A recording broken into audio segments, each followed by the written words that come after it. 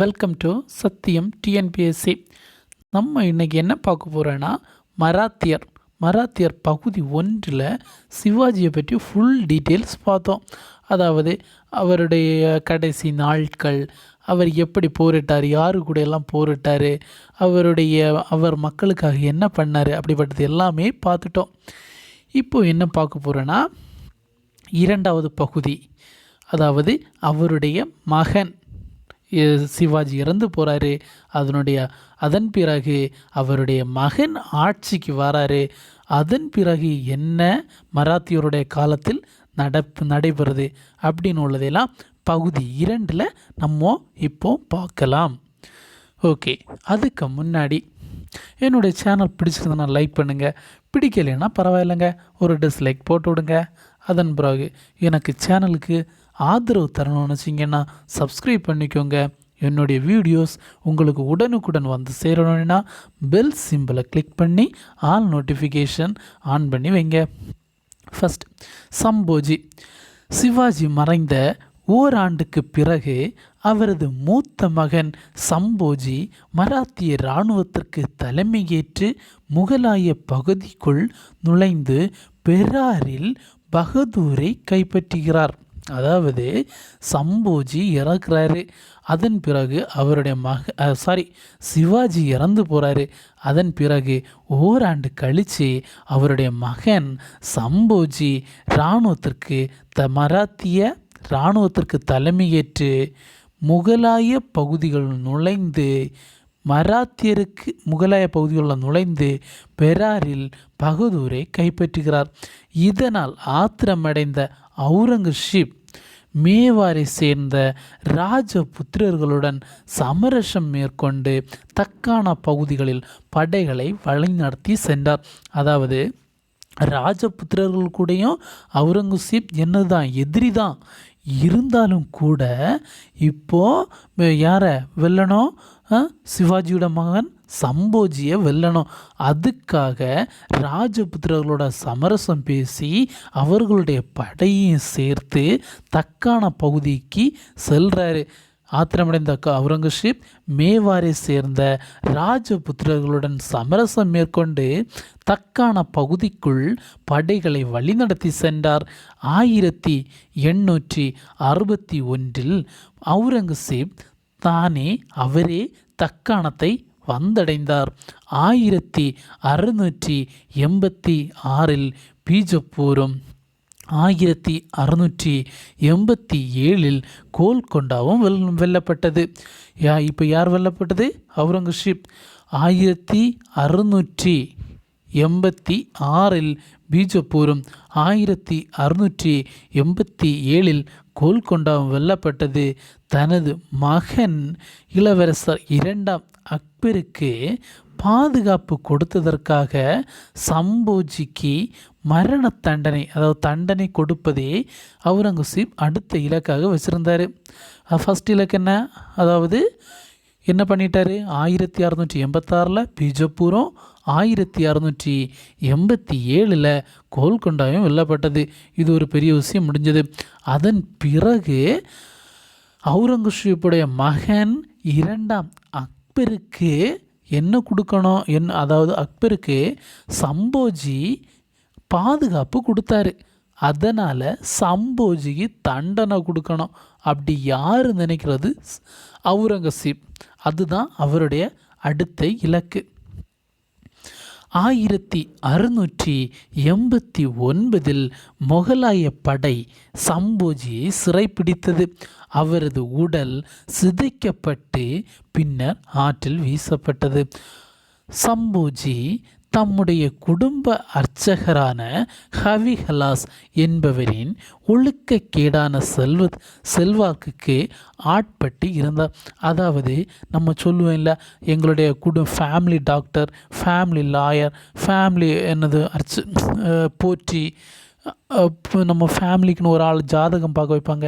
அதுபோல் சம்போஜி அவருடைய குடும்பத்துக்கு, அந்த அரச குடும்பத்துக்கு அர்ச்சகர், அதாவது ஒரு போற்றின்னு சொல்லுவாங்க இல்லை, ஹவிஹலாஸ். அவருடைய ஒழுக்கக்கேடுனா அங்கே நிறைய காசு எல்லாமே இருக்குது ஒரு அரசன் வீட்டில்.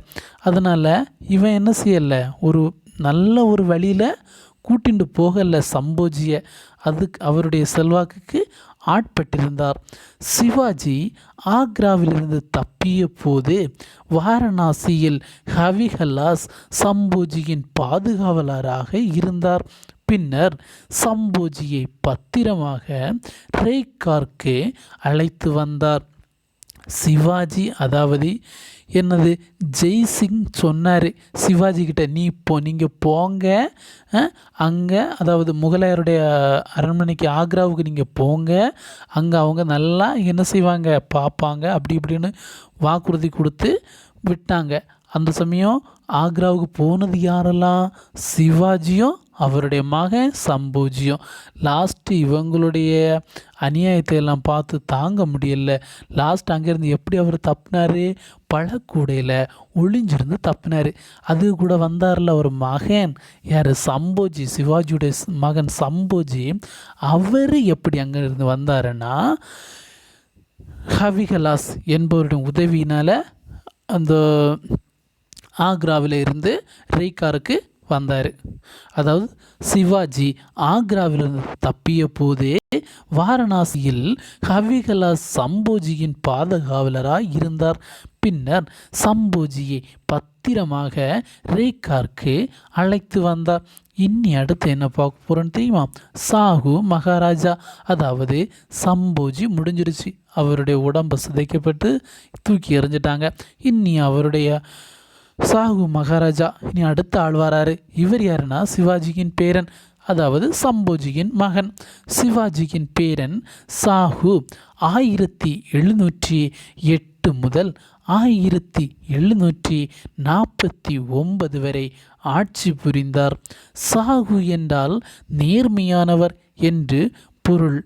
சிவாஜியிடம் இருந்து இவரின் குணநலங்களை வேறுபடுத்தி காட்டுவதற்காக இப்பெயர் அவுரங்கசீப்பால் வைக்கப்பட்டது.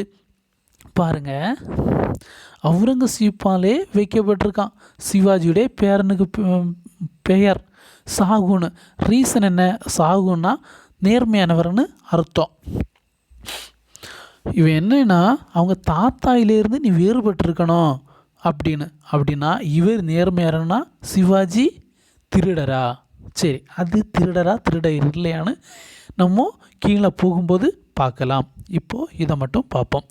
சாகு என்றால் நேர்மையானவர், அதாவது ஹானஸ்ட் என்று பொருள். சிவாஜியிடம் இருந்து இவரின் குணநலங்களை வேறுபடுத்தி காட்டுவதற்காக இப்பெயர் அவுரங்கசீப்பால் வைக்கப்பட்டது. சாகு மகாராஜாவின் 40 ஆண்டு கால ஆட்சியின் போது மராத்தியரின் கட்டுப்பாட்டின் கீழ் இருந்த பகுதிகள் அதிகரித்தன. அதாவது சாகு மகாராஜா சிவாஜியுடைய பேரன். அவர் 40 ஆண்டுகள் ஆட்சி செய்யாரு. அந்த சமயம் மராத்தியருடைய கட்டுப்பாட்டில் இருந்த பகுதிகள் அதிகம் பெருகியது. சிவாஜியின் ஆட்சியில் மராத்திய நிர்வாகம். சிவாஜியுடைய ஆட்சியில் மராத்தியருடைய நிர்வாகம் எப்படி இருந்து அப்படின்னு பார்ப்போம். சிவாஜி பெரிய போர் வீரர் மட்டுமல்ல, ஒரு நல்ல நிர்வாகியும் கூட. சிவாஜியின் அரசியலில் 3 வட்டங்கள் கொண்டிருந்தன. எப்படி? சிவாஜியுடைய அரசியலில் 3 வட்டங்களை கொண்டிருந்தது. அவற்றின் மையத்தில் சிவாஜி விளங்கினார். அவற்றின் மையமாக சிவாஜி விளங்கினார். முதல் வட்டத்தில் மக்களின் மீது அக்கறை கொண்ட அவர் எந்த வகையிலும் மக்கள் துன்பப்படுவதை அனுமதிக்கவில்லை. சிவாஜிக்கு 3 வட்டம் இருக்கிறது. அந்த 3 வட்டத்தில் மையத்தில் சிவாஜி இருக்காரு. இந்த 3 வட்டத்தை எப்படி பார்க்காருன்னா, ஃபஸ்ட்டு வட்டத்தில் மக்களின் மீது அக்கறை கொண்ட அவர் எவர்? சிவாஜி. எந்த வகையிலும் மக்கள் துன்பப்படுவதை அனுமதிக்கவில்லை. இரண்டாவது வட்டத்தில் சிவாஜி மேலாதிக்கம் செலுத்தினாலும் நேரடி நிர்வாகத்தை மேற்கொள்ளவில்லை. இரண்டாவது வட்டத்தில் சிவாஜி மேலாதிக்கம் செலுத்தினாலும் நேரடி நிர்வாகத்தை மேற்கொள்ளவில்லை. கொள்ளையடிக்கப்படுவதில் இருந்து சூறையாடப்படுவதில் இருந்தும் மக்களை காப்பாற்றினார். அதாவது வேறு நாட்டுகளிலிருந்து, அதாவது ஆப்கானியராக இருக்கட்டும், யாராக இருக்கட்டும், நம்ம நாட்டில் கொள்ளையடிப்பாங்க. ஸோ அப்படிப்பட்ட கொள்ளையடிப்பதிலிருந்தெல்லாம் சிவாஜி காப்பாற்றினார். அதற்காக மக்கள் சவுத் சந்தேஷ் முகி ஆகிய வரிகளை செலுத்த வேண்டும். அது மக்களை இந்த வேறு எவராவது கொள்ளை அடிப்பதிலிருந்து பாதுகாக்க சவுத் சந்தேஷ் முகி ஆகிய வரிகளை மக்கள் செலுத்த வேண்டும். சவுத் மொத்த வருமானத்தில் 4/1, அதாவது உங்களுடைய ஒரு வருடத்தில் எவ்வளவு மொத்த வருமானம் இருக்கோ அதை 4ஆக டிவைட் பண்ணணுங்க. அதில் 1 பங்கை எடுத்து யாருக்கு கொடுக்கணும்? அரசுக்கு கொடுக்கணும்.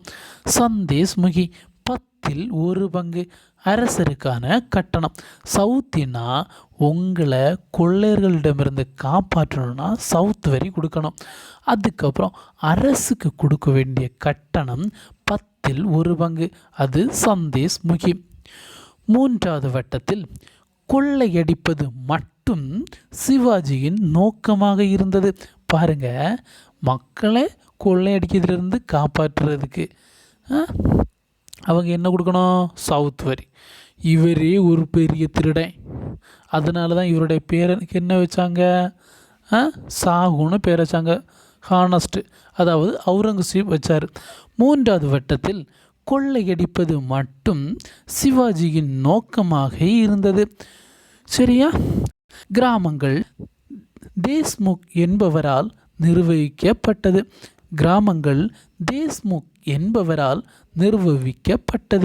20 முதல் 100 எண்ணிக்கை வரையிலான கிராமங்கள் அவர்களின் கட்டுப்பாட்டின் கீழ் இருந்தன. 20 முதல் 100 எண்ணிக்கை வரையிலான கிராமங்கள் தேஷ்முக்குடைய கட்டுப்பாட்டின் கீழ் இருந்தன. ஒவ்வொரு கிராமத்திலும் அதிகாரம் மிக்க ஒரு கிராம தலைவர் இருந்தார். அதாவது கிராம தலைவர்னா பட்டியல். சரியா? பட்டியல், இடையில ஒரு டா இருக்குல்ல, அது வேண்டாம். பட்டியல். ஒவ்வொரு கிராமத்திலும் அதிகாரம் மிக்க ஒரு கிராம தலைவர் இருந்தனர். அந்த கிராம தலைவருக்கு உதவியாக ஒரு கணக்கரும் குல்கர்னி என்ற பெயரில் ஆவண காப்பாளர் ஒருவரும் பணியாற்றினர். கிராம தலைவருக்கு உதவியாக ஒரு கணக்கரும் குல்பர்னி என்ற பெயரில் ஆவண காப்பாளர் ஒருவரும் பணியாற்றினர். நிர்வாகத்தில் தனக்கு உதவுவதற்காக ஓர் ஆலோசனை சபையை வைத்திருந்தார். சிவாஜி நிர்வாகத்தில் தனக்கு உதவுவதற்காக ஓர் ஆலோசனை சபையை வைத்திருந்தார். அஷ்டபிரதான் என அழைக்கப்பட்ட இந்த ஆலோசனை சபையில் 8 அமைச்சர்கள் இடம்பெற்றிருந்தனர். சிவாஜியின் ஆலோசனை குழு, அதாவது அஷ்டபிரதான் என்று அழைக்கப்பட்ட இந்த ஆலோசனை சபையில் 8 அமைச்சர்கள் இடம்பெற்று இருந்தனர். அந்த சபையின் செயல்பாடு ஆலோசனை கூறுவதாகவே இருந்தது. அந்த சபையுடைய செயல்பாடு என்னன்னா, ஒன்லி ஆலோசனை, அது மட்டும்தான். பேஷ்வா பிரதம அமைச்சர் நாட்டின் பொது நலன்கள் மற்றும் முன்னேற்றத்தில் கவனம் செலுத்துவது இவரின் முக்கிய கடமை. பேஷ்வா அதாவது பிரதம அமைச்சர் நாட்டின் பொது நலன்கள் மற்றும் முன்னேற்றத்தில் கவனம் செலுத்துவது இவரின் முக்கிய கடமை. அமத்தியா நிதி அமைச்சர். இந்த 8 பேர் யாரெல்லாம் பார்ப்போமா? அமத்தியா நிதி அமைச்சர் அரசின் அனைத்து பொது கணக்குகளையும் ஆராய்ந்து கையொப்பமிடுவது இவரின் கடமை. அதுக்கப்புறம் வாக்கியா நாவிஸ் உள்துறை அமைச்சர். வாக்கியா நாவிஸ் உள்துறை அமைச்சர். மந்திரி அரசின் நடவடிக்கைகள் மற்றும் நீதிமன்ற நடவடிக்கைகளை ஆவணங்கள் வடிவில் பராமரித்தார். சுமந்த் அதாவது துபிர் வெளியுறவு செயலர். சுமந்த் அல்லது துபிர் வெளியுறவு செயலர் மன்னருக்கு போர் மற்றும் அமைதி குறித்த அனைத்து விஷயங்களிலும் ஆலோசனைகளை வழங்கினார். சச்சிவ் அல்லது கர்னாவிஸ் உள்துறை செயலர் அரசின் அன்றாட கடித போக்குவரத்தை கவனித்து கொண்டதோடு விரைவுகளையும் திருத்தும் அதிகாரமும் கொண்டிருந்தனர். அதுக்கப்புறம் பண்டிட் ராவ் தனத்யாஹா சதர் முதாப் இவங்க எல்லாம் அர்ச்சகர். இதை ஒன்றும் படிச்சுக்கோங்க. நியாஸ்திஸ் தலைமை நீதிபதி அதாவது குடிமை மற்றும் இராணுவ நீதிக்கு பொறுப்பேற்றிருந்தனர். அதாவது நியாதிஸ்னா தலைமை நீதிபதி, குடிமை மற்றும் இராணுவ நீதிக்கு பொறுப்பேற்றிருந்தனர். சர் இ நௌபத் இவரும் தலைமை தளபதி. சர் இ நௌபத் தலைமை தளபதி இராணுவத்துக்கு ஆள் சேர்ப்பது, அவற்றை நிர்வகிப்பது, அவற்றை கவனித்து கொண்டனர். இராணுவம் மீதும் இராணுவ வீரர்களுக்கும் பயிற்சி அளிப்பதில் சிவாஜி மிக பெரும் கவனம் செலுத்தினார். சிவாஜி இராணுவம் மீதும் இராணுவ வீரர்களுக்கு பயிற்சி அளிப்பதிலும் சிவாஜி மிக பெரும் கவனம் செலுத்தினார். தொடக்கத்தில் காலாட்படையே சிவாஜியின் இராணுவத்தின் முதுகெலும்பாக திகழ்ந்தது. தொடக்கத்தில் காலாட்படையே சிவாஜியின் இராணுவத்தின் முதுகெலும்பாக திகழ்ந்தது. படையெடுப்புகள் சமவெளியை நோக்கி நீட்சி பெற்ற போது படைகள் எண்ணிக்கையில் பெருகி முக்கியத்துவம் பெற்றன. படையெடுப்புகள் சமவெளியை நோக்கி நீட்சி பெற்ற போது குதிரைப்படைகள் எண்ணிக்கையில் பெருகி முக்கியத்துவம் பெற்றன. ஒவ்வொரு படை வீரனும் சிவாஜியால் நேரடியாக தேர்ந்தெடுக்கப்பட்டான். ஒவ்வொரு படை வீரனும் சிவாஜியால் நேரடியாக தேர்ந்தெடுக்கப்பட்டார். நம்முடைய கோட்டைகளில் பராமரிப்பிலும் பாதுகாப்பிலும் சிவாஜி முக்கிய கவனம் செலுத்தினார். படை வீரர்களுக்கு வீடு வழங்கப்பட்டது. அவர்களுக்கு முறைப்படி ஊதியம் வழங்கப்பட்டது. காலாட்படை, குதிரைப்படை, யானைப்படை, ஆயுதப்படை என இராணுவத்தில் 4 பிரிவுகள் இருந்தன. படை வீரர்களுக்கு வீடு கொடுத்தாரு. அவர்களுக்கு முறைப்படி ஊதியம் வழங்கப்பட்டது. அதன் பிறகு சிவாஜியின் இராணுவத்தில் 4 பிரிவுகள் இருந்தது. அவை காலாட்படை, குதிரைப்படை, யானைப்படை, ஆயுதப்படை. காலாட்படையை ரெஜிமெண்ட்டுகள், பிரிகேடுகள் என பிரிக்கப்பட்டது. சிவாஜி காலாட்படையை ரெஜிமெண்ட்டுகள், பிரிகேடுகள் என பிரித்தார். 9 வீரர்களை கொண்ட சிறிய படைப்பிரிவுக்கு நாயக் தலைமை வகித்தார். அதாவது 9 வீரர்கள் இருப்பாங்க. அது ஒரு சிறிய படைப்பிரிவு. அதுக்கு நாயக் தலைமை வகித்தார். குதிரைப்படையின் தலைமை தளபதி சாரி நௌபத் ஆவார். குதிரைப்படைக்கு தலைமை தளபதி யாருன்னா சாரி நௌபத். குதிரைப்படையும் 2ஆக பிரிக்கப்பட்டது. குதிரைப்படையும் 2ஆக பிரிக்கப்பட்டது. அரசு மூலமாக குதிரைகள் வழங்கப்பட்ட படை வீரர்கள் பர்ஹிர்கள் என்றும், அதாவது இராணுவ வீரர்கள் இருப்பாங்க. அவங்களுக்கு சிவாஜி அதாவது சிவாஜியுடைய அரசில் இருந்து குதிரைகள் கொடுக்கப்பட்டால் அதற்கு பர்ஹிர்கள் என்றும், அதே இது அந்த படை வீரர்கள் அவங்களுடைய வீட்டில் இருந்து என்ன கொண்டு வந்தால், குதிரை கொண்டு வந்தால் தங்களாகவே குதிரைகளை ஏற்பாடு செய்து கூலிக்கு செய்யும் வீரர்கள் சைலேதார்கள் எனப்பட்டனர். குதிரைகளை அந்த இராணுவ வீரர்கள் வீட்டிலிருந்து கொண்டு வந்தாங்கன்னா அவங்கள சைலேதார்கள் என்று அழைக்கப்பட்டனர். வருவாய் நிர்வாக அமைப்பு. நீதித்துறையில் சிவில் வழக்குகள் பஞ்சாயத்து எனப்படும் கிராம குழுக்களால் தீர்த்து வைக்கப்படுகிறது. நீதித்துறையில் சிவில் வழக்கு பஞ்சாயத்து எனப்படும் கிராம குழுக்களால் தீர்த்து வைக்கப்படுகிறது. குற்றவியல் வழக்குகள் சாஸ்திரங்கள் எனப்பட்ட இந்து சட்ட நூல்களின் அடிப்படையில் விசாரிக்கப்படுகிறது. குற்றவியல் வழக்குகள் சாஸ்திரங்கள் எனப்பட்ட இந்து சட்ட நூல்களின் அடிப்படையில் விசாரிக்கப்படுகிறது. விவசாயிகள் கால்நடை வாங்க விதைப்புக்காக, அதாவது விவசாயத்துக்காக இன்னப்புற தேவைகளுக்காக கடன்கள் வழங்கப்பட்டன. கிரிமினல் வழக்குகளை பட்டேல்கள் விசாரித்தனர். கிரிமினல் வழக்குகளை பட்டேல்கள் விசாரித்தனர்.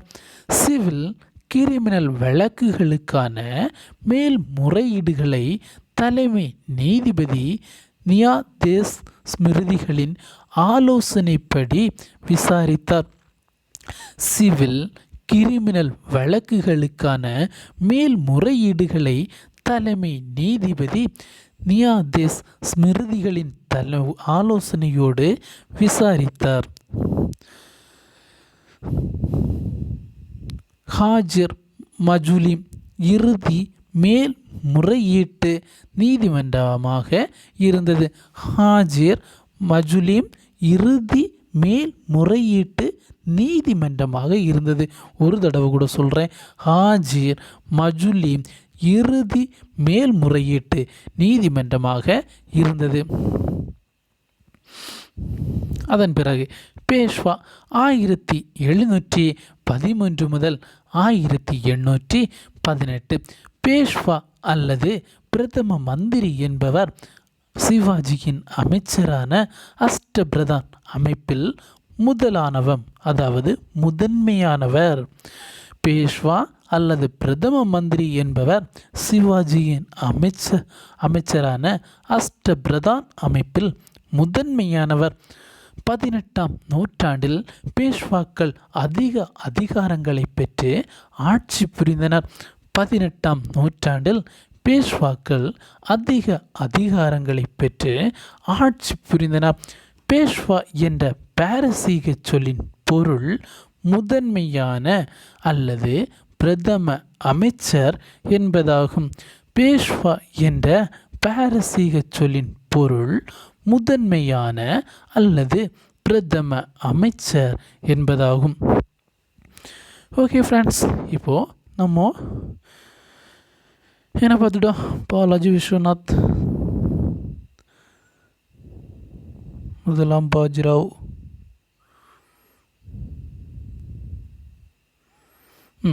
இனி ஒன்னோட பார்ப்போம். பாலாஜி விஸ்வநாத் 1713 முதல் 1720 வரை ஒரு சாதாரண வருவாய்த்துறை அலுவலராக தமது பணியை தொடங்கிய பாலாஜி விஸ்வநாத் 1713 பேஷ்வா, அதாவது பிரதமர் ஆனார். உள்நாட்டு போரால் சிக்கலிருந்த அரசை கட்டுப்பாட்டில் கொண்டுவர சாய்வுக்கு பாலாஜி விஸ்வநாத் உதவினார். உள்நாட்டு போரால் சிக்கலிருந்த அரசை கட்டுப்பாட்டில் கொண்டுவர சாஹிவுக்கு பாலாஜி விஸ்வநாத் உதவினார். ஜமீன்களை வழங்கும் நடைமுறை மீண்டும் வழக்கத்திற்கு கொண்டு வரப்பட்டது. பேஷ்வாவின் பதவி மரபு சார்ந்ததாக இருந்தது. பேஷ்வாவுடைய பதவி மரபு சார்ந்ததாக இருந்தது. ஓகே ஃப்ரெண்ட்ஸ், இன்றைய அதாவது பகுதி 2க்கான வீடியோ இன்று நிறைவடைந்தது. இன்று பகுதி 3 முதலாம் பாஜிராவ் அவர்களை எல்லாம் பற்றி பகுதி 3 நம்ம பார்ப்போம். இந்த வீடியோ நீங்கள் பார்க்கும்போது ஸ்ட்ரைட்டாக வச்சு பார்க்காதீங்க. அப்படி நம்ம லேண்ட்ஸ்கேப்பில் வச்சு பார்ப்போம்ல, அது மாதிரி பார்த்தீங்கன்னா ரொம்ப ஈஸியாக இருக்கும். லெட்டர்ஸ் எல்லாம் பெருசாக இருக்கும். ஓகே ஃப்ரெண்ட்ஸ், ஒரு வாட்டி கூட சொல்கிறேன், என்னுடைய வீடியோஸ் பிடிச்சிருந்தா லைக் பண்ணுங்கள், பிடிக்கலைன்னா பரவாயில்லைங்க டிஸ்லைக் போடுங்க. என்னுடைய சேனலுக்கு ஆதரவு தரணும்னு நினச்சிங்கன்னா சப்ஸ்கிரைப் பண்ணிக்கோங்க. என்னுடைய வீடியோஸ் உங்களை உடனுக்குடன் வந்து சேர பெல் சிம்பிளை கிளிக் பண்ணி ஆல் நோட்டிஃபிகேஷன் ஆன் பண்ணி வைங்க. Okay, thank you friends.